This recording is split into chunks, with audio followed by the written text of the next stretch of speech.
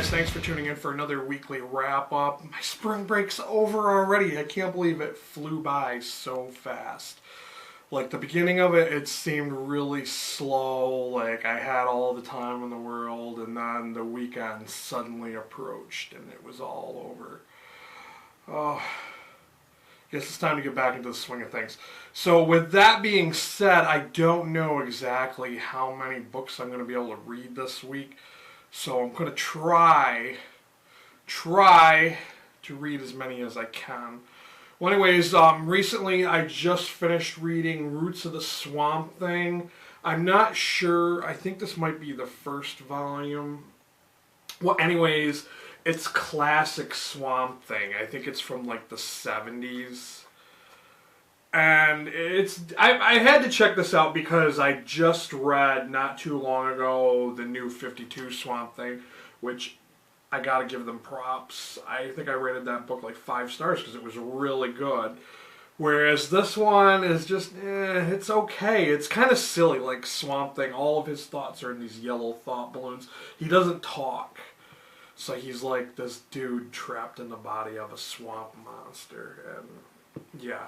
But yet again, this villain, his arcane guy, like switches bodies with him and he can talk. So I don't know. They don't explain it really. And of course there's the love interest, you know, the arcane girl. But I really thought this was lacking. It was really kind of silly. It was not as good as the new 52. The new 52 was a little more complex and more darker kind of stories. Whereas this is just kind of, they're trying to be supernatural with like the unmen, like Frankenstein type monsters. But yeah, I rated this one only 3 out of 5 stars. It's just okay. It wasn't that great. Immediately after that, and I have to say before I say what this is, I only started reading this one next because of their due date order. This one is the final book in a series. It's book 3, and I ended up reading the last one because it's due sooner. But anyways, it's War Games Act 3, and it's Batman. Like I said, the only reason I started reading this one first was because it's due before the other 2 volumes. And I don't know if that's why I just didn't particularly enjoy this. It just seemed kind of, it was really meh, you know, like Batman and all the, you know, Gotham gangster villains. They're having a showdown in the middle of Gotham and really makes Batman and his allies to look like real pricks, you know, because they're destroying the city for the sake of who gets to claim Gotham as their, you know, like their city or some shit. So I really found this kind of annoying, and it was just okay. It wasn't that great. And then the main villain, you think he's one guy, but then it's revealed that he's someone else at the end. And like I said, I don't know whether I'm biasing on this because it is the last volume and I didn't read the other 2 yet. But yeah, I only rated this one 3 out of 5 stars too. It was just okay. I mean, I expected so much more because I've read some really great Batman stories, and this one just wasn't living up to those, you know. Next up we have Superman, Wonder Woman, Power Couple. This is the first volume. And this is something kind of unique because as far as I know, I'm not a big, huge DC fan.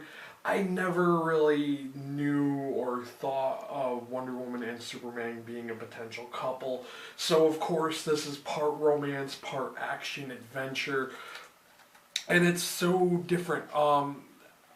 I don't know really what to say about this. It's kind of all over the place. Like, you see the intricacies of their relationship and how when people find out, they're kind of scared as to, you know, 2 superpowered people, like, reproducing and having kids. One of the cool things I did like about this, though, is it does introduce Doomsday and General Zod. So I thought that was kind of interesting. So it ties in with the Justice League and, you know, Wonder Woman and Superman books somewhat.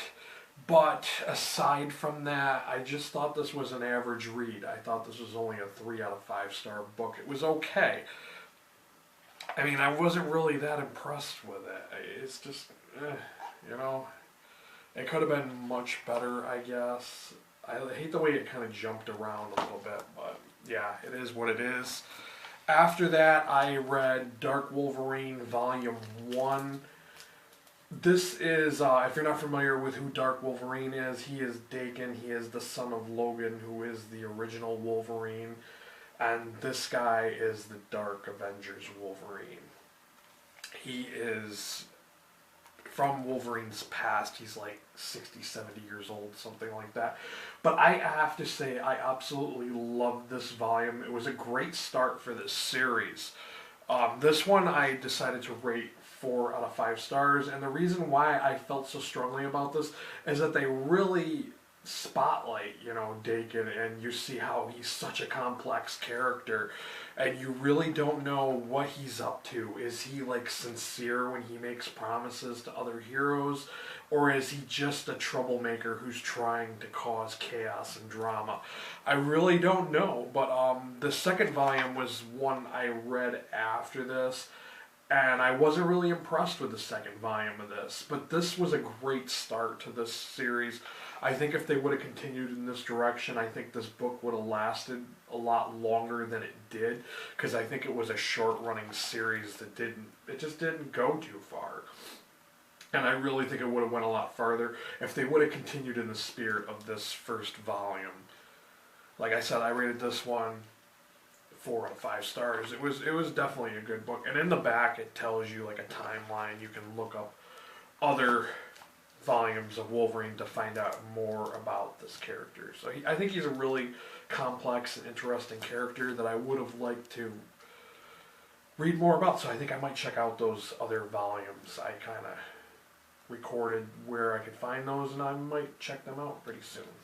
Okay, so I think it's time to end this weekly wrap-up. I got 3 books to share with you guys to finish this up.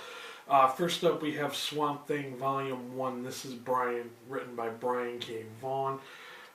This one, I mean, it was totally, the whole reason I checked this out was because I was anticipating reading about Swamp Thing. That was the whole reason I got it.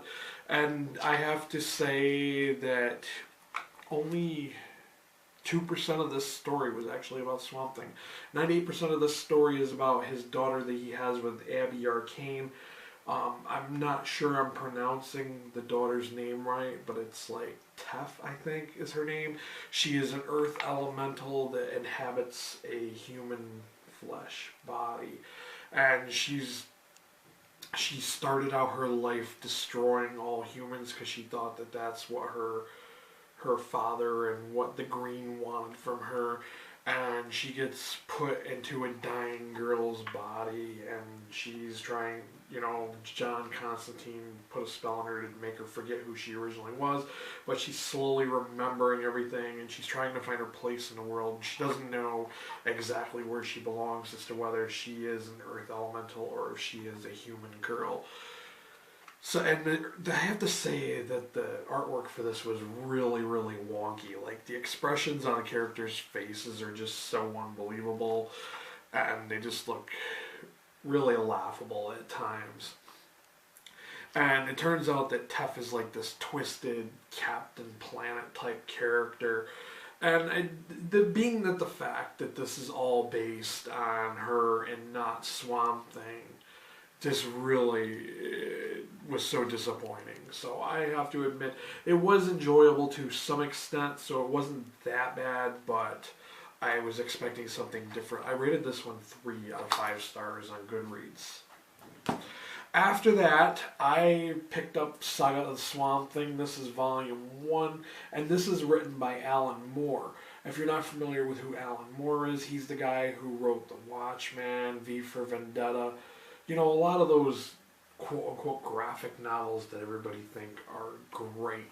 And yes, he is an extremely great writer. And this, I will say, is what I imagine classic Swamp Thing to be. I really anticipated seeing this. Maybe I remembered this when I had glimpsed at the Swamp Thing comics, and I had just forgotten about it. But I think that I will check out some more Swamp Thing written by Alan Moore, because I thought this was a really, really great story. The artwork was amazing. This is kind of like 1980s, I think this time period is that this was written. But it kind of focuses on how Alec Holland became the Swamp Thing, and then the defining moment of, is he still Alec Holland or is he a different entity entirely? Because he's the Swamp Thing with just the remnants of what used to be a man, so he's not even human anymore. Like, I think the bones of Alec Holland are inside the Swamp Thing, but he's mostly just what you would call a plant who thinks he's a human or something like that. But I thought this was a really interesting story. It's captivating at times, and like I said, the artwork is very enjoyable. If you want to discover more about the Swamp Thing, I would definitely recommend checking out Alan Moore's Swamp Thing. I rated this 4 out of 5 stars on Goodreads. Definitely enjoyable, and like I said, I'm probably going to check out the other volumes of this. The last book to finish up this weekly wrap-up is Guardians of the Galaxy Volume 2. This one is entitled Angela, and this is the reboot of Guardians of the Galaxy. It is a Marvel Now, and I wasn't sure what to expect from this. I've never heard of this Angela character. I think I've seen pictures of her, but I was like, oh, who is this person? She's kind of interesting. She looks like a warrior type woman, like Gamora.